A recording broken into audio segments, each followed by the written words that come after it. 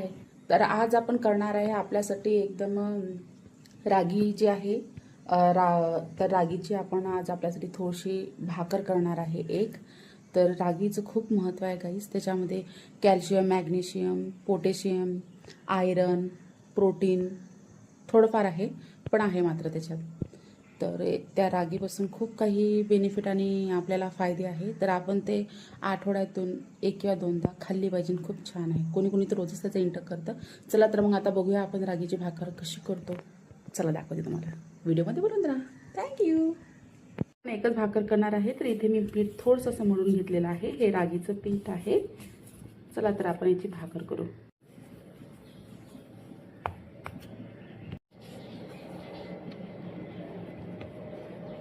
रागीची भाकर करायच्या वेळेस जे पाणी घेतलं होतं ते थंडच घेतलेलं होतं.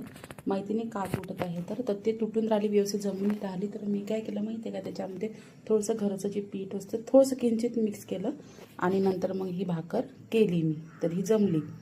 तर तुम्ही गरम पाणीचा वापर करूनच करा, तरी तुटणार नाही कदाचित. आता माहिती नाही मला, तर बघू आता नेक्स्ट टाईम गरम पाण्याचा वापर करू. पण आता मी थंड पाण्याचा वापर केला तर माझी भाकर तुटून राहिली होती. दाखवते मी तुम्हाला कशी केली.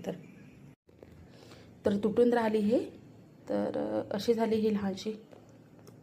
का तुटत आहे माहिती नाही. कोणाला माहीत असेल तर सांगा मला. करायच्या वेळेस तुटून राहिली. पीठ व्यवस्थित मळल्या जाऊन आहे, पण करायच्या वेळेस मात्र तुटून राहिली भाकर. तर भाकर का तुटत आहे हे सांगा कोणाला, जर माहीत असेल तर कमेंट बॉक्समध्ये.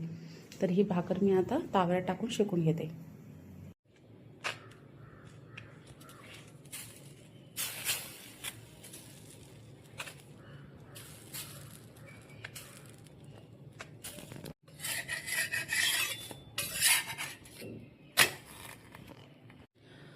तर आता ही भाकर अशी झाली